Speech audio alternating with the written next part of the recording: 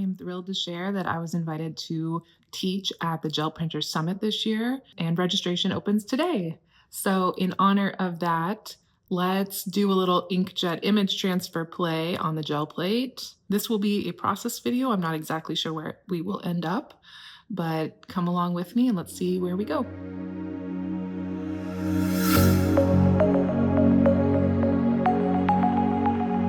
Okay, I'm going to be working on this 12 by 12 gel plate from Jelly Arts. I've printed out this image of some cacti, and I printed 4 on one page because I wanted them to be a little bit smaller. And I'm going to trim this up a little bit.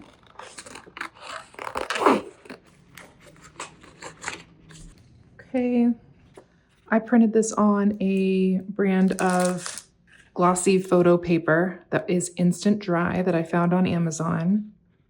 It's only one-sided, and I believe the name is Ricastar, and I will link to this below.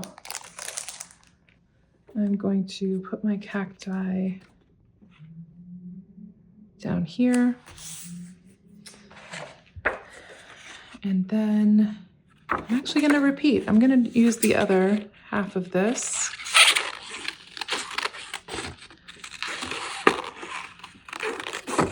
Trim it down to create a little bit of an organic shape here.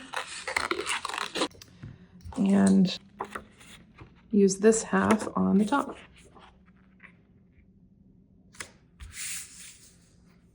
I'm going to leave those on the plate for now. I could pull them up immediately and the image would be there. As you can see, the ink will transfer immediately onto the plate once you place it down. But I'm going to leave the paper there and it will act as a mask, protecting that area of the gel plate as I layer some paint and texture in the background. So what else do I want to work with? I really like this set of utensils and plates and cups that I found on, I believe, Adobe stock. I printed several copies out on one sheet as well. And I'm going to trim some of these up.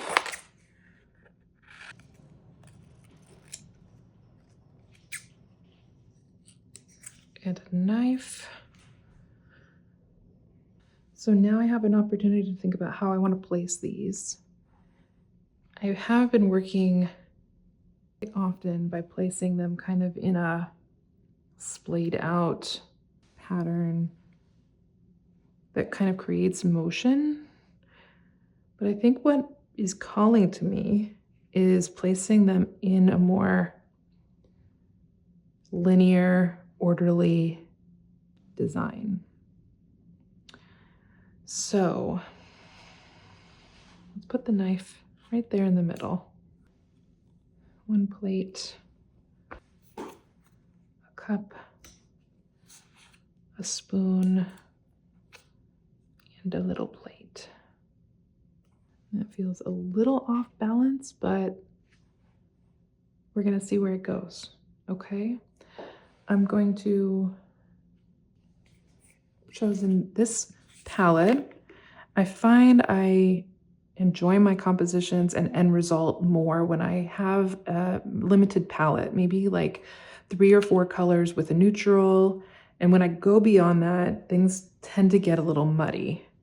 And I always try and have some sort of color scheme in mind. Here, my base one is complementary, the yellow and the purple. I think the green is just a shift over from the yellow on the color wheel. So it's gonna come in nicely with the cactus. And then I wanna grunge things up a little bit with the black.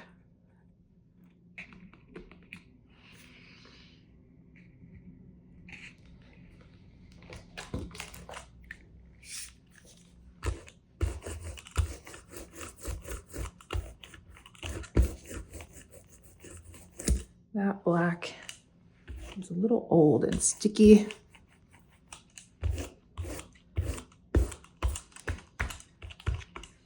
It might work fine for my purposes today. I would not use that black to do like a laser image transfer, for example. but this will work for now. This is a stamp I created on cardboard with a hot glue gun. You may have seen me use it in the past. It's one of my favorites.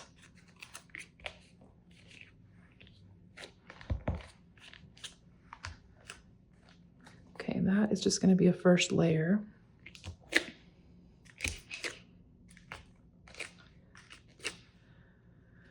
Now we're going to put a little purple down.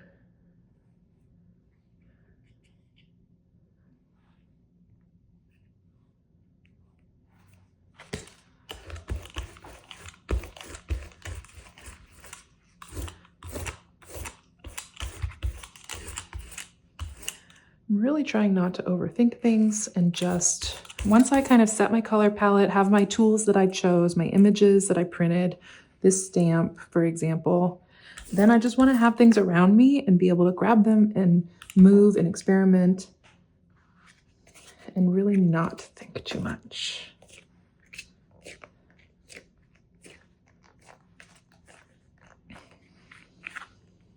I also really like using the same stencils or tools to make repetitive shapes. Like I'm using the same one as you see here with the black and then the purple. I feel like that unifies things in an interesting way.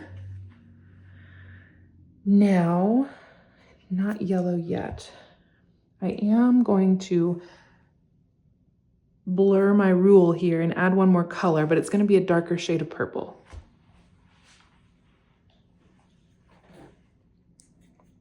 I'm going to add this dioxazine purple. And first, before I do that, I'm going to dry this lighter purple on the plate. I can see that it's still a little wet. I moved from the black to the purple pretty quickly because I could tell the black was so thin on the plate, it was dry. It was already dry. So I felt comfortable. I felt confident moving onto another layer of paint and not losing that black, not having them mix on the plate. But this purple, I really want to be sure to preserve, so I'm going to dry it. I use a hairdryer.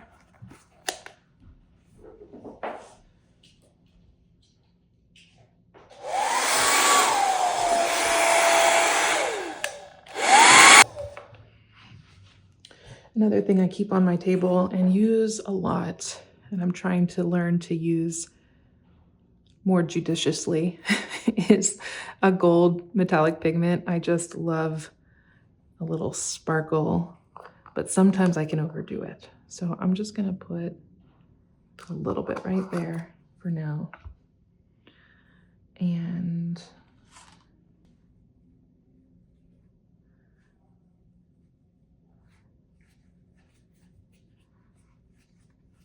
work from the edges out. See where that goes. Okay, now I'm gonna come in with the darker purple.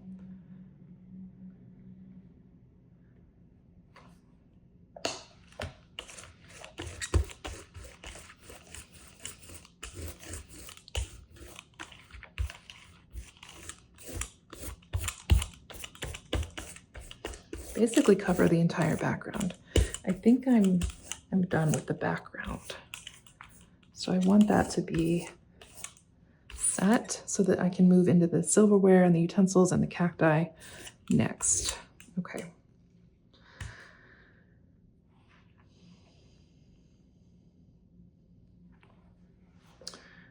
Let's pull those up.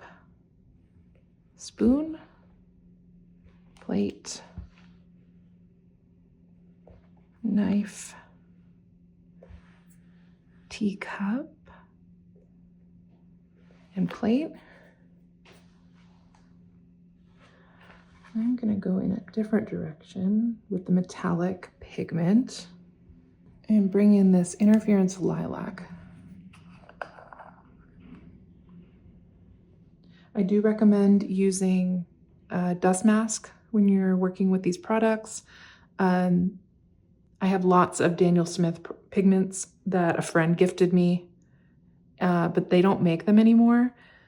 I believe Pearl X is another brand that is good quality, But and mica powder will work on the plate. There are all kinds of options that you have.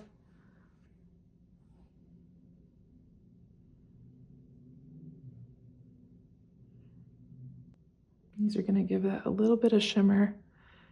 I honestly wanted to use like a silver pigment, but I don't have one. So we're gonna see where this takes us. It's nice that the lilac is in the same space as the rest of the background and those purples, right? Let's pull up our cactus. These can be used again, but the next time you use them, the transferred image will be lighter because some of the inkjet ink has already been transferred onto the plate. So I've used these 4 or 5 times, but just every transfer will be a little bit fainter. And sometimes that works well in a composition. So just keep that in mind. You don't have to toss that immediately. I'm going to now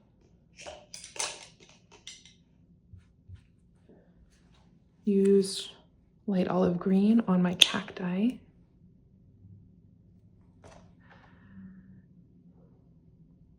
And I am painting directly onto the gel plate. There's nothing that I've laid down here in front of this green acrylic. I have heard that laying down a matte medium, which is basically a colorless acrylic product, can help deter some of the streaking you might get when you do reverse painting like this. And I've had mixed results, so I tend to not lay anything down. But I will let this layer dry and then come back and put down another layer behind it, because this green especially is fairly transparent once it dries. And even now you can still see the cactus behind the paint. And when I pull this final print, I want this green to be bold and opaque. So after I finish painting here, I'll come back with another layer, maybe even 2, we'll see.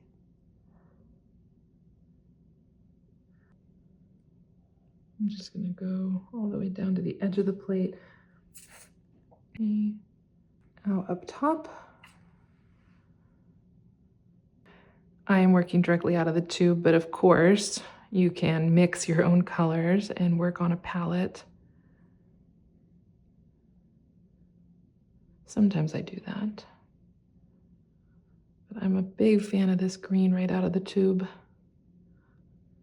And now, should I carry this up all the way also to balance the top and bottom?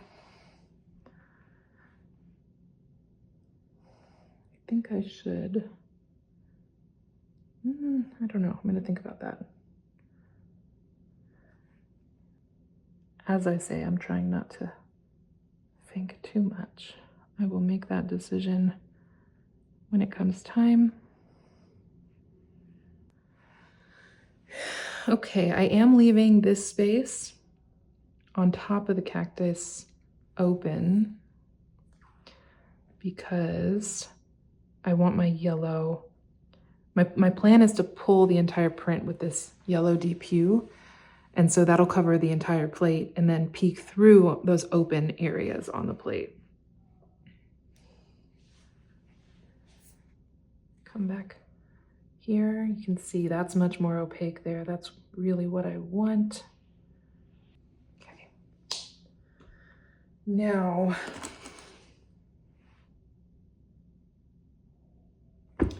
I am going to fill this in. I think leaving that open would draw the viewer's eye up to the top. I don't really want that. I want it to stay kind of in the middle of the composition. So let's just do that. Back with my hairdryer. Let's pull it. This yellow.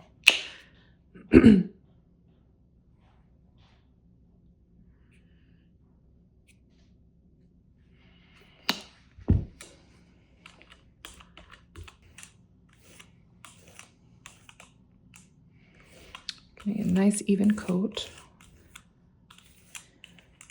Still a few lines there, but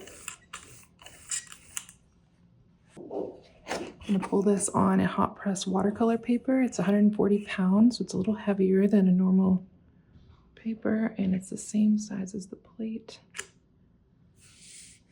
Lay that down.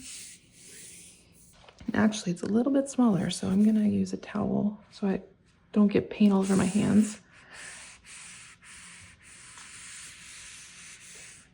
Yeah, I'm gonna get paint on the back of the paper, that's okay.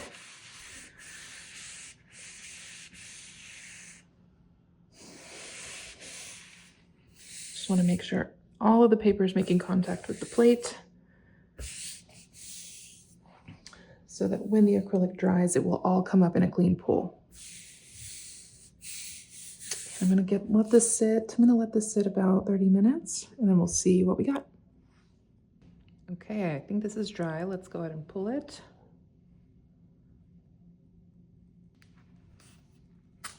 Oh no.